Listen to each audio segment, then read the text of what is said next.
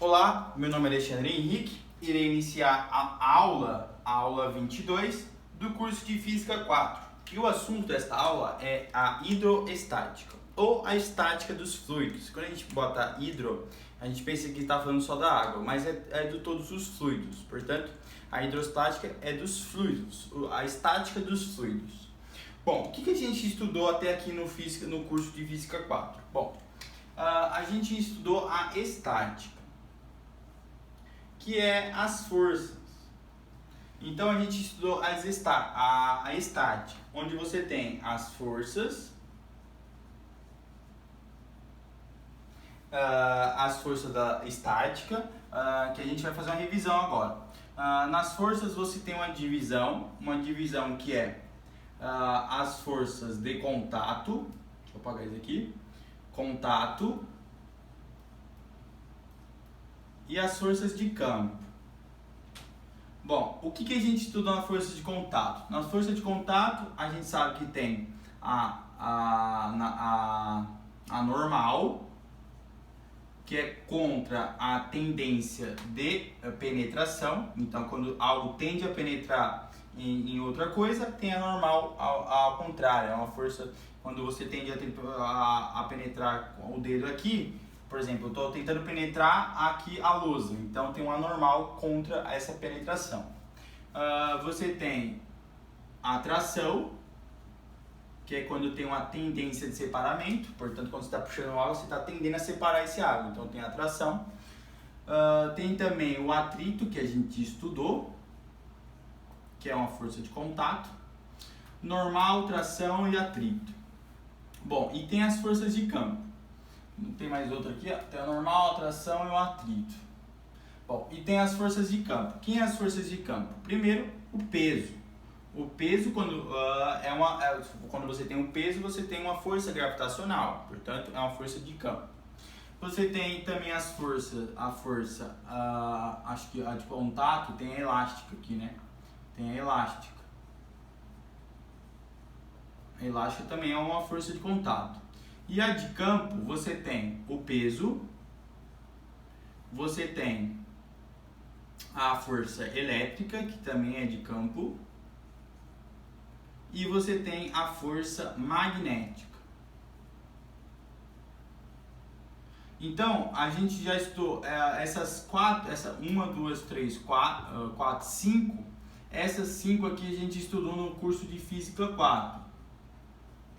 A força elétrica, a gente estudou no Física 3.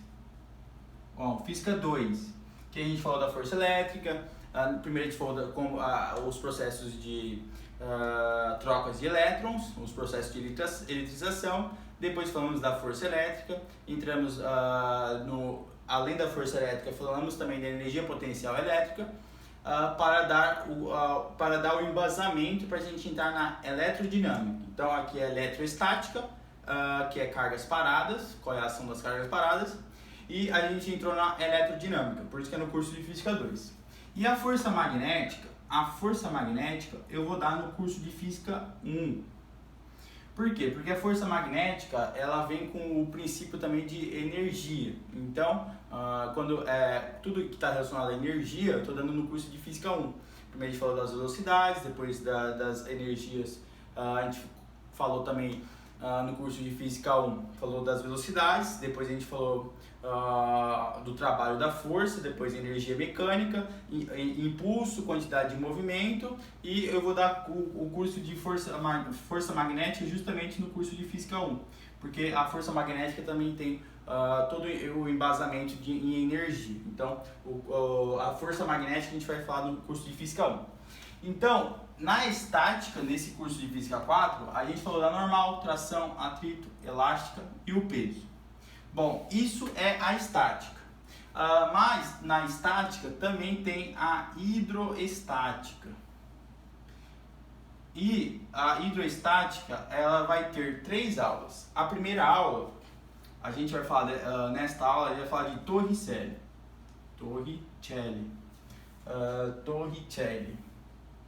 Isso vai ser a primeira aula. A segunda aula a gente vai falar dos princípios de Stevin e Pascal. E a última aula a gente vai falar de Arquimedes. Então, a gente divide a estática em estática das forças e a hidroestática. Portanto, a hidroestática a gente vai falar de Torricelli, Steve e Pascal na próxima aula e Arquimedes. Espero que você tenha entendido isso e consiga fazer esse resumo também. Bom, então vamos lá. De início, eu preciso falar para vocês que se você está assistindo o curso de Física e curso de Química também, você já sabe o que é um pouco pressão. Mas eu vou relembrar o que é pressão. Vamos falar agora de pressão. Pressão, digamos que você tem aqui uma sala cúbica. E essa sala cúbica você coloca um gás dentro dela. Esse gás é um gás que seja ideal. O que é um gás ideal? É um gás que não tem as interações intermoleculares, portanto é um gás que está em um movimento caótico. Você concorda que esse gás, por estar em movimento, ele tem uma energia cinética. Por quê? Porque a energia cinética é igual a massa multiplicado pela velocidade ao quadrado dividido por 2. Portanto, uma molécula dessa que tem a velocidade vai ter energia cinética. Digamos que a gente pegue somente o telhado ou o teto desse ambiente. Se a gente pegar o teto desse ambiente, vai ser um quadrado. Ok? Vai ser um quadrado onde essas moléculas estão chocando com esse quadrado. E esse choque, se fosse um gás ideal, se fosse tudo ideal, seria um choque elástico, seria um choque que desse energia e voltasse. Então, ele não perderia sua energia. Ok, mas isso sendo tudo ideal. Então, quando essas moléculas de gás se chocam com o teto, ela está exercendo uma força sobre esse teto. Por quê? Porque ela tem energia. Se ela tem energia, quando ela se bate, ela está exercendo uma força. Então, o que seria o resultado da soma de todas essas forças chocando com esta área? Então, é justamente a pressão. A pressão é a força dividido pela área. Então, é a força que essas moléculas estão se chocando justamente com o teto. Então, o que seria a força resultante? A força resultante de todos esses choques seria a soma da energia cinética média de todos os choques, que seria a força. Então, você tem que a pressão é igual a força dividido pela área. Você tem então que a pressão será Newton por metro quadrado. Ok. Mas a gente também pode tirar outras coisas daqui. Como? Se a gente sabe que a força é igual a massa multiplicado pela aceleração, coloque isso aqui. Então, a pressão será igual a massa multiplicado pela aceleração dividido pela área. A área é o que? É em metro quadrado. Portanto, a área seria justamente metro quadrado. Mas o que é a aceleração? A aceleração é a variação da velocidade dividido pelo tempo, né? Então, a aceleração é metros por segundo ao quadrado, ok? É justamente metros por segundo ao quadrado. Então, a gente tem que a força é igual a massa em quilo multiplicado por metro dividido por segundo ao quadrado. Ok. Então, se a gente colocar aqui, ó, a pressão vai ser a força, que é quilograma multiplicado por metro dividido por segundo ao quadrado multiplicado por metro ao quadrado. Então, se a gente cortar essa massa, esse metro com esse metro, a gente tem que a unidade de pressão vai ser quilograma multiplicado por segundo menos 2 porque esse vai ficar 1 sobre segundo, multiplicado por metro a menos 1. Então, essa seria a unidade de pressão. Bom, então quando você tem Newton por metro quadrado, você tem Pascal. Então, 1 Pascal é quando você tem 1 Newton de força exercendo em 1 metro quadrado de área. Isso é 1 Pascal. Bom, então a gente agora entende o que é uma pressão. Uma pressão é uma força em uma área. E você tem as unidades, e quando você tem Newton por metro, você tem 1 Pascal. Portanto, quando você tem 1 Newton de força sendo aplicado em 1 metro quadrado, você tem 1 Pascal. Bom, se você entendeu isso, e eu espero que você tenha entendido, até fazer as unidades aqui vai ser tudo fazendo manualmente. A gente vai agora para o experimento de Torricelli. Então vamos falar agora do experimento de Torricelli. Bom, o que Torricelli fez? Ele estava testando vários líquidos, e ele pegou um líquido com um recipiente, um cilindro, e colocou mercúrio dentro de um cilindro. Então ele está aqui, ó, ele pegou um recipiente e ele encheu até a boca, ó, de mercúrio líquido, Hg líquido, ok? Ele encheu até a boca de mercúrio. Aí ele foi em uma piscina de água ou em um sistema que tenha água, e ele fez o seguinte experimento. Ele estava com um recipiente aqui de água e ele pegou esse cilindro e ele colocou esse cilindro virado para cá. Quando ele botou esse cilindro virado para cá, você concorda que esse cilindro ficou assim? Ele colocou o cilindro aqui, ó. Isso tudo cheio de mercúrio.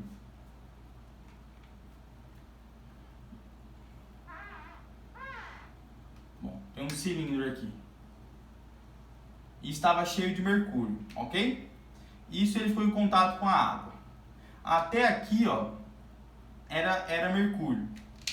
O que tem na água? Na água tem uma força na água aqui, que é justamente o campo gravitacional, que é a força de um ATM. Então aqui, ó, você tem a pressão atmosférica. O que poderia acontecer? Poderia acontecer o seguinte: esse líquido descer inteiro, ok? Então aqui estava cheio e ele ia descer inteiro. Mas o que ocorreu? Ocorreu o quê? Quando ele colocou o líquido aqui, esse líquido desceu, mas não desceu tudo, desceu apenas, ficou a 760 centímetros para cima. O que isso quer dizer? Que aqui, ó, tem uma coluna de mercúrio, ok? Isso aqui é uma coluna de mercúrio. Então aqui, ó, se tem uma coluna, tem um peso. Ok? Isso aqui, ó, é uma coluna, tem um peso. Se isso está parado, se isso não está está parado, então está em equilíbrio, onde a coluna, que é esse peso que está para baixo, exercendo para baixo, está recebendo uma força para cima para que ele não desça, para que ele esteja em equilíbrio. E a força para cima é justamente a força gravitacional, a força de um ATM, que é justamente a pressão atmosférica. Então, isso aqui está em equilíbrio, então ele tem um peso e ele está igual à força, essa coluna está exercendo um peso, e por estar em equilíbrio, esse peso é exatamente igual a justamente um ATM, que é a pressão atmosférica. Isso é o nível do mar. Portanto, o que a gente pode dizer? Que a pressão é a força sobre a área, ok? Então isso aqui tudo está exercendo uma força nesta área aqui, ok? Então, o que é a força? A força é a massa multiplicado o campo gravitacional. Então, você tem que o peso dessa coluna vai ser igual a massa multiplicado pelo campo gravitacional dividido pela área. Mas se isso é um cilindro ou qualquer outro recipiente, você sabe que volume é igual a área da base, que é em metros quadrados, multiplicado pela sua altura. Então, a área da base é igual ao volume dividido pela altura. Então, substitui aqui. Você tem que, se eu substituir aqui, ó, vai ficar aqui a área é o volume dividido pela altura. Então, você tem que a pressão que isso aqui está exercendo é igual a massa, ó, inverte aqui, vai ficar, você conserva a primeira e inverte a segunda, vai ficar massa multiplicado pela gravidade, multiplicado pela altura da coluna, dividido pelo volume. Agora, se lembre que densidade é a massa dividido pelo volume. Então, a gente ficou que a pressão dessa coluna nesse líquido é igual à densidade do líquido multiplicado pela gravidade multiplicado pela altura.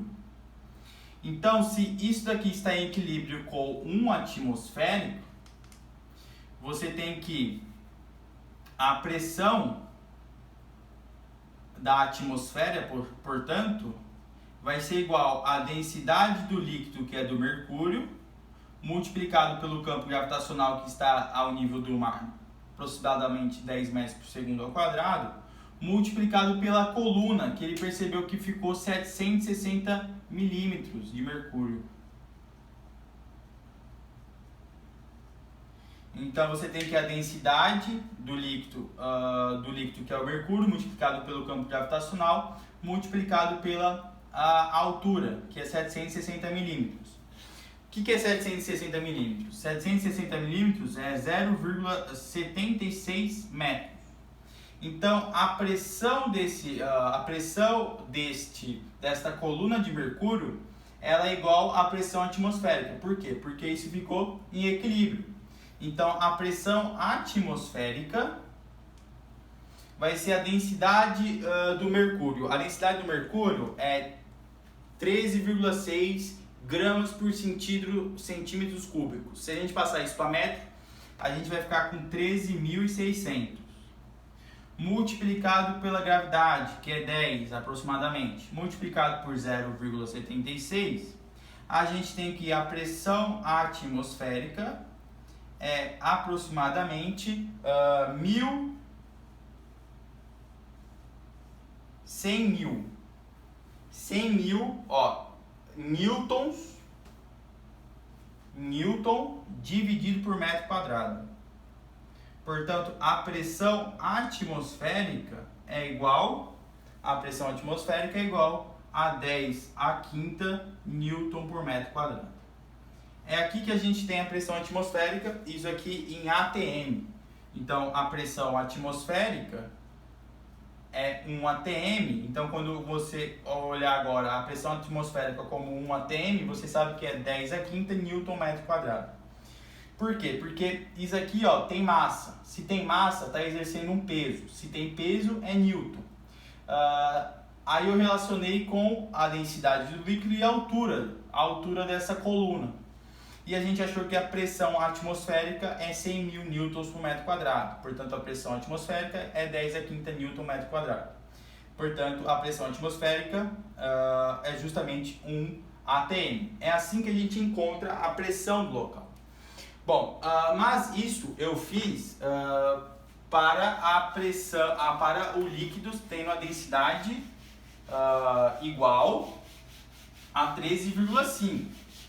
Mas você poderia fazer com qualquer líquido que se você colocar aqui e ele, você tem uma coluna d'água e ele ele chegar justamente e ficar em equilíbrio com o líquido aqui, com a atmosfera, me desculpe, Se ele ficar em equilíbrio com a atmosfera, você tem que o seguinte, por exemplo, qual será a altura ou qual será a coluna qual será a altura da coluna de água para que essa coluna seja de uma atmosfera, portanto, de 10 a quinta newtons, que é uma força. Então, qual seria a altura, a quantidade de água, portanto, para que essa quantidade de água exerça a mesma pressão da atmosférica? Como assim? Fazendo assim, ó, a pressão atmosférica, você sabe que é 10 a quinta newton por metro quadrado. Então, você sabe que pressão, a gente sabe que é a densidade do líquido multiplicado pela gravidade multiplicado pela altura. Então, você quer uma pressão de 10 a quinta newton metro quadrado. Então, você tem 10 a quinta, é o que você quer, que é a pressão atmosférica. A densidade da água é 1 grama por centímetros cúbicos. Você vai ter que multiplicar isso aqui por 100, vai ter que multiplicar isso por 1000, para ficar com 1 kg por metro quadrado, metro cúbico, ok? Então, você multiplica isso aqui por 10 a terceira, multiplicado por 10, multiplicado pela altura. Isso aqui da água, estou falando da água. Então, a altura vai ser 10 a quinta dividido por 10 a quarta. Então, a altura vai ser 10 metros.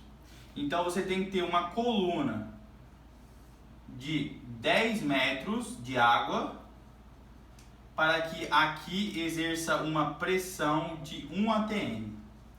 Isso você pode fazer com qualquer líquido, só basta saber a densidade dele.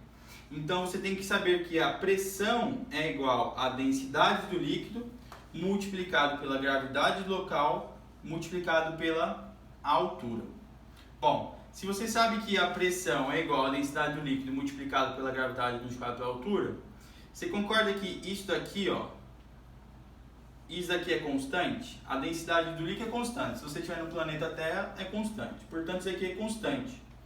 A gente chega em uma função do primeiro grau, onde aqui é y, aqui é a e aqui é x. Então, é pressão em função da altura. Então, vai ficar pressão em função da altura, vai ser uma constante, que é a densidade multiplicada pela gravidade, multiplicado pela altura, que seria o elemento do domínio.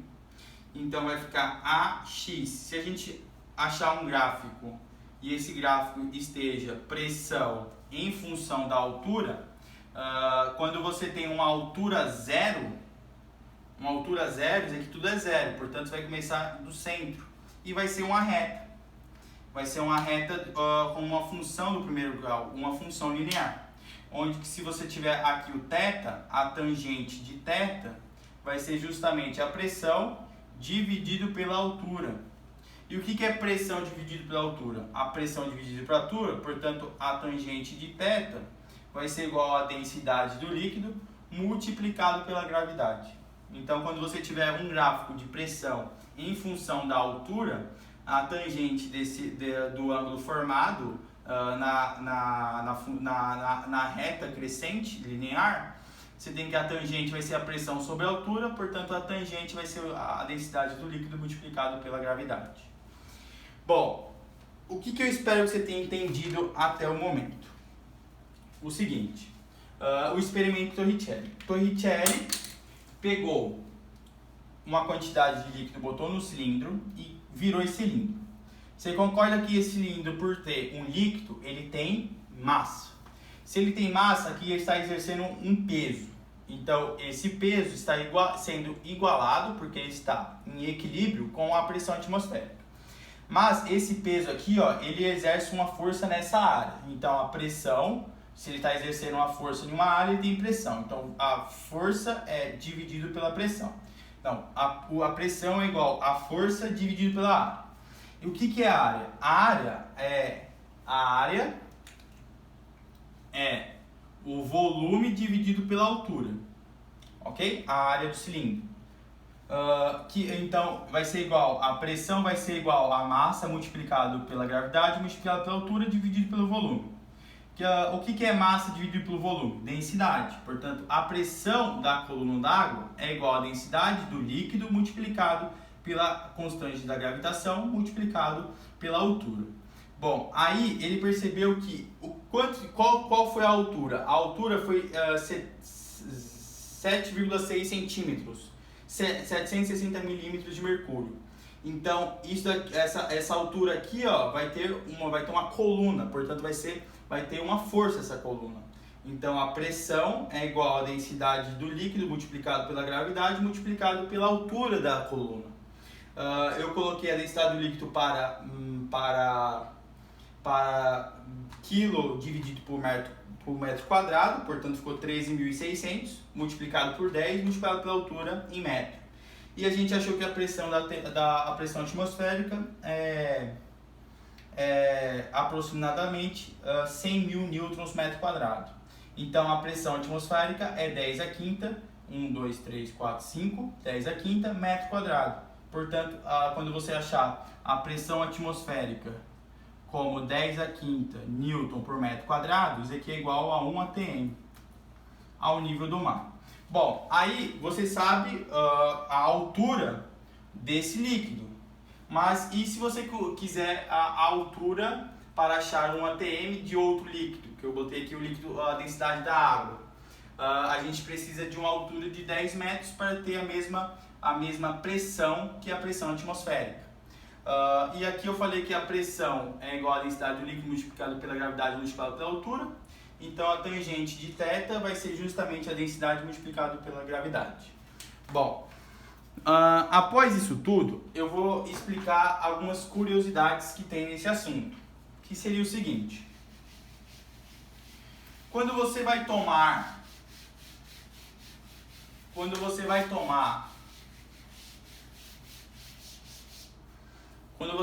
um suco com canudo, o que está ocorrendo?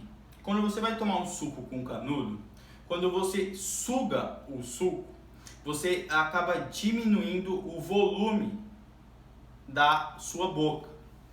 Então você sabe que pressão é igual a densidade do líquido multiplicado pela gravidade. Não. Você sabe que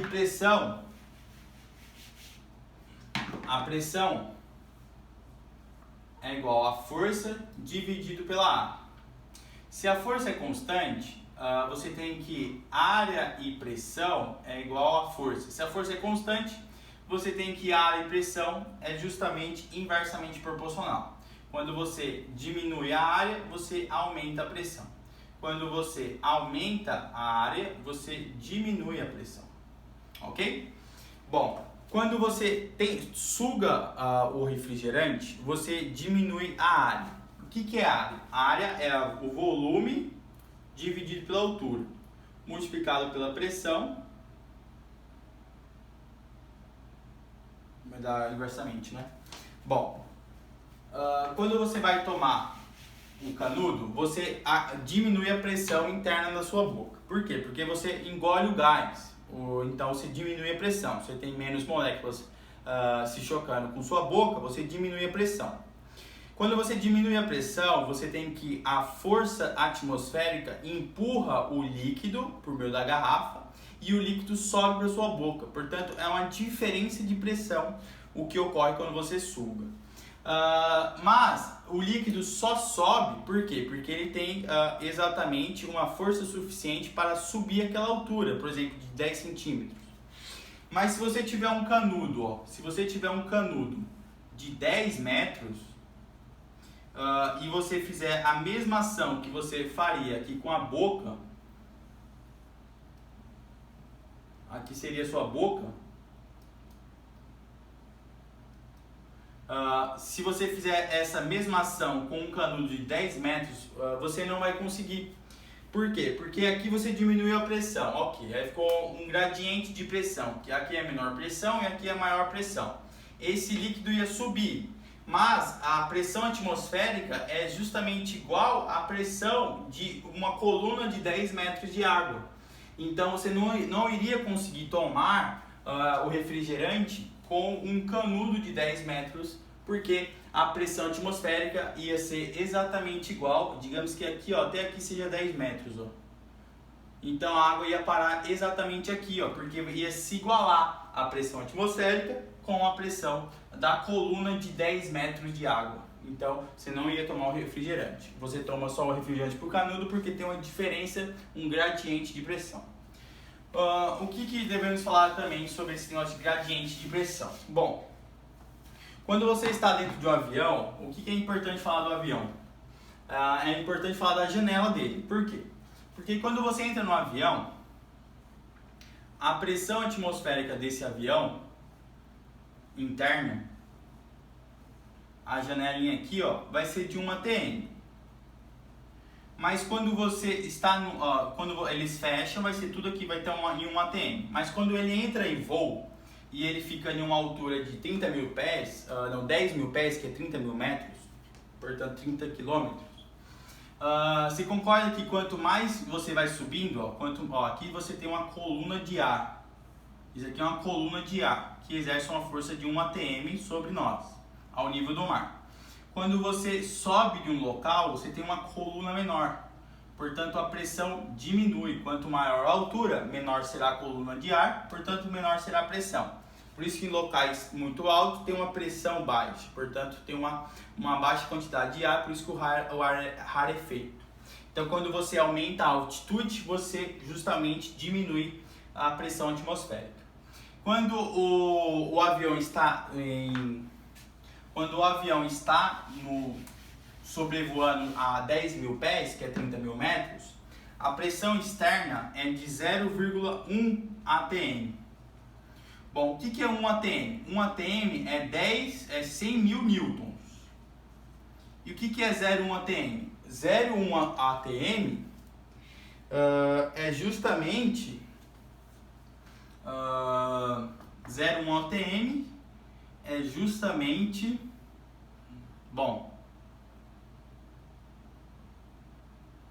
justamente, tira um zero aqui, vai ficar 10 mil newtons por metro quadrado. Então, qual é a diferença de pressão? A diferença de pressão é de 100 mil newtons para 10 mil newtons. A diferença de pressão aqui, ó, seria de 0,9 atm. Então, seria 0,9 atm é 0,9 vezes 10 à quinta. Seria 9 vezes 10 à quarta newton por metro quadrado. Essa é a diferença de pressão. A diferença de pressão, portanto, seria 90 mil newtons, né? 90 mil newtons. 1, 2, 3, 4 newton por metro quadrado. Então, a janela, ela tem que ser uma janela tão resistente que aguenta essa diferença de pressão. O que é pressão? É força. Então, teria uma força para fora de 9 mil newtons por metro quadrado. Por isso que quando você quebra uma janela no avião, a pressão de dentro é tão forte que destrói tudo fora. Por quê? Porque acaba que isso aqui, tudo daqui de dentro, está exercendo uma força sobre essa área. E quando se trinca ou se quebra, tudo de dentro sai. Por quê? Porque aqui tem uma maior pressão e aqui tem uma menor pressão. Tudo tende do maior para o menor, para ficar em equilíbrio. Então a maior pressão tende para a menor pressão. Então se você quebrar a janela de um avião, você destrói o avião inteiro. Por quê? Porque dentro está exercendo uma força para fora de 90 mil newtons. Então aqui seria 100 mil, que seria de 1 atm, menos 10 mil newtons, né? 10 mil, que seria aqui de 90 mil, seria o gradiente, que é uma diferença de pressão. Então a janela de fora tem que ter muita força, tem que ter muita resistência para aguentar justamente essa força de 90 mil newtons. O que seria 90 mil newtons? Bom, seria um carro de 9 toneladas, tem 9 mil quilos, multiplicado por 10. Seria um carro de 9 mil toneladas em cima de uma janela. Seria exatamente isso, ó, porque ia ficar 90 newtons, ok? Então seria um carro de 9 toneladas em cima de uma janela, por isso que a janela tem que ser tão resistente. Bom, o que falta falar nesta aula é só de densidade e massa específica. O que é isso? Bom,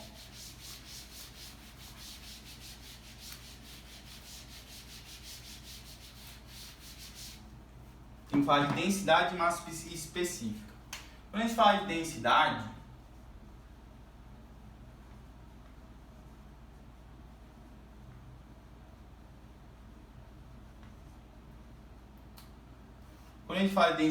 a gente não leva em conta o que tem no corpo, né? Por exemplo, se a gente tem um cubo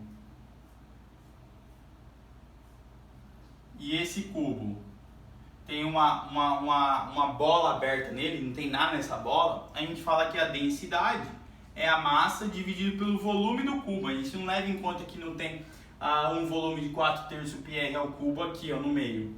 A gente só fala que é o volume do cubo. Massa específica não. A massa específica leva em consideração esse volume que não tem dentro do cubo. Portanto, é a massa do corpo dividido pela massa do cubo menos a massa da esfera que está dentro dele. Então, a massa específica leva em consideração realmente o que tem dentro. Não, seria o volume do cilindro menos o volume da esfera. Então, a massa específica leva em consideração qual é o volume mesmo que está sendo ocupado. Enquanto que a densidade já ia falar que era o volume do próprio cubo, sem levar em conta essa esfera aqui. Por isso que o nome é massa específica. Bom, espero que você tenha... Quando a gente fala de líquidos, a gente não importa muito, né? Porque para os líquidos, o líquido ocupa todo o espaço do corpo, do volume do recipiente. E quando a gente fala do líquido, a massa específica desse deve ser a mesma coisa. Por quê? Porque o volume do recipiente, o líquido vai conseguir preencher exatamente. Então a densidade vai ser realmente a massa dividido pelo volume. A densidade vai ser igual à massa específica. Bom, a aula vai terminar por aqui. Espero que você assista a próxima aula, que a gente vai falar do princípio de Stevens e também do princípio de Pascal. Ok? Tchau, tchau.